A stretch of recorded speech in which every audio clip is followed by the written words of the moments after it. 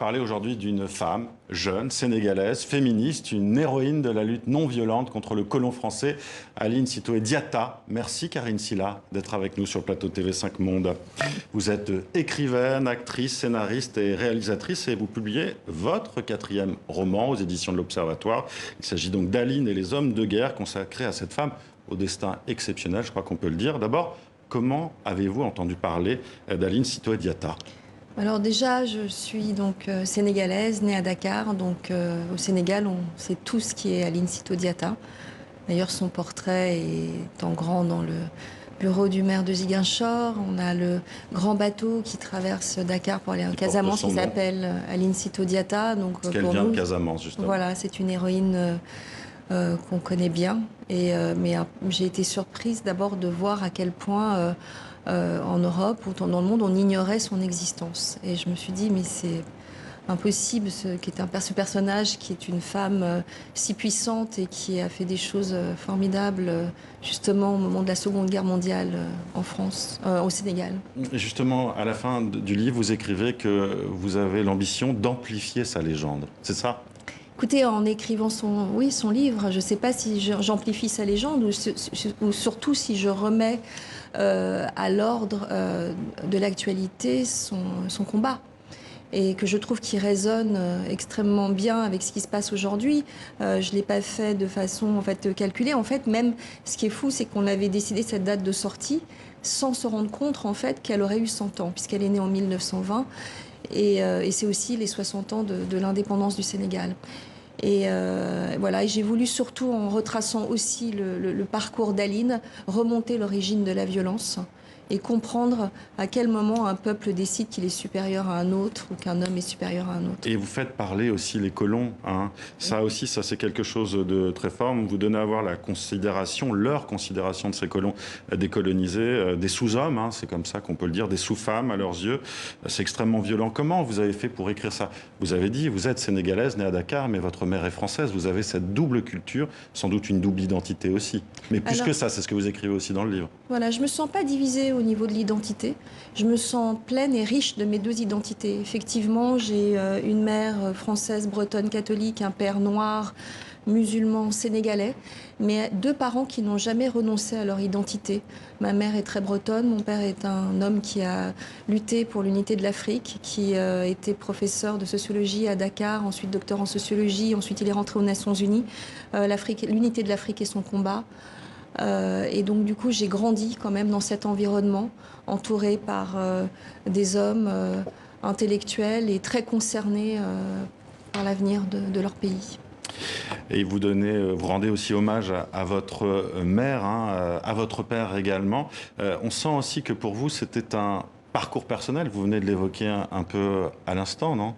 Mais en fait, en remontant les origines, comme je vous disais, les origines de la violence, forcément, j'ai traversé les miennes.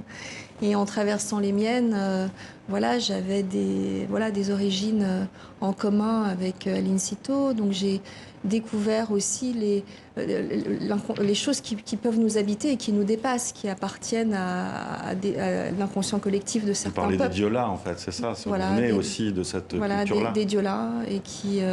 Et en fait, voilà, de mes ancêtres, parce que Et un livre, c'est aussi un ouvrage de transmission. Vous parliez tout à l'heure de ce combat, remettre à l'honneur aussi son combat, un combat féministe, clairement. Je crois que vous avez des filles. Est-ce que pour vous, et aussi pour d'autres, c'est aussi cette volonté de transmettre et de dire, regardez, le personnage qu'elle a été, l'importance qu'elle a eue ? Écoutez, son combat n'est pas un combat féministe parce que non, il y avait une égalité entre hommes et femmes chez les Diola. C'est un combat pour l'égalité, c'est un combat contre l'oppression, c'est un combat, et donc du coup son combat est vraiment un combat pour l'oppression. Il se trouve que c'est une femme. Et qu'elle en a la vigueur, Mais on la a détermination. beaucoup invisibilisé justement le combat de ces femmes, vous le dites, oui. Cette femme qui a un parcours exceptionnel, qui est loin d'être la seule. Qui est loin d'être la seule en plus, mais qui inquiète le colon au point qu'ils vont l'enfermer. Elle va mourir du scorbut à seulement 24 ans. C'est dire la crainte, l'inquiétude justement qu'elle leur donnait. Cette femme, elle est peu connue en dehors des frontières du Sénégal, vous l'avez dit vous-même. Mais en fait, parce que l'administration coloniale a voulu l'étouffer, a voulu étouffer même quand elle est morte. En fait, on ne savait pas en fait ce qu'était devenu Aline Sitoé Diatta. Et en fait, je trouve que la France a un véritable devoir dans leur éducation nationale, vraiment un devoir d'enseigner ce qu'était la colonisation. Moi, je peux encore rencontrer des gens aujourd'hui qui sont fiers de m'annoncer que leur père était gouverneur du Sénégal. Je veux dire, aujourd'hui, en fait, là où on est aujourd'hui, moi, quand je vois, par exemple, ce qui s'est passé avec l'événement de George Floyd, il y avait toujours les gens qui nous disaient, oui, mais en France, c'est pas tout à fait pareil. On se fiche de savoir si c'est pas tout à fait pareil. Oui, quand on a beaucoup parlé du combat d'Adama Traoré, oui, et de la famille autour de la mort d'Adama Traoré. En disant, on ne peut pas mélanger ce qui se passe aux États-Unis. Mais il y a une chose qu'on peut unir, c'est l'origine de la violence. Et ça, c'est quelque chose où il y a été décidé il y a plusieurs siècles. Pour vous, l'origine de cette violence, c'est cette oppression, justement. C'est ce que vous disiez tout à l'heure, le fait que des hommes se sont érigés en modèles et en supérieurs à d'autres hommes et à d'autres femmes. Voilà, et c'est des siècles et des siècles et des siècles d'oppression et d'humiliation. Des siècles qui ont fait qu'ils ont forcé des peuples entiers à baisser la tête. Et là, aujourd'hui, on est dans une... En tout cas, oui, pour mes enfants, pour les enfants à venir, je trouve qu'aujourd'hui, il y a un véritable coup de fouet à donner à tout ça. Ben, c'est ce que vous faites en écrivant ce livre. On va revenir quand même sur qui était justement Aline Sitoé Diatta. On la surnomme la Jeanne d'Arc sénégalaise. Elle a entendu des voix. C'est ça? Oui, voilà. Vous pouvez un peu raconter son histoire? Écoutez, voilà, elle vient d'un village de Casamance et elle montait à Dakar quand elle est d'abord passée par Ziguinchor où elle a été docker sur les quais de Ziguinchor où elle a vu ces grands navires sur lesquels on chargeait les marchandises et tout ça pour l'Europe. Et ensuite, elle est arrivée à Dakar où elle a travaillé comme bonne. Et pendant les épisodes, quelques mois après le fait que la France ait mis son genou par terre pendant la Seconde Guerre mondiale, elle travaillait comme bonne chez un Français et elle a entendu des voix comme Jeanne d'Arc. Et elle dit que c'est pas elle qui a fait appel à Dieu, c'est Dieu qui a fait appel à elle et qui lui a demandé de retourner voir son peuple. Et elle a été prise d'une paralysie. Et à partir du moment qu'elle est retournée dans son village natal, elle a pu retrouver l'usage de ses jambes. Et elle a fait cette grande cérémonie. C'était un moment où il y avait une grande sécheresse qui s'est abattue sur le pays. Et elle a fait une première cérémonie pour la pluie. Et la pluie est tombée. Donc elle a été sacrée reine de Casamance à 19 ans.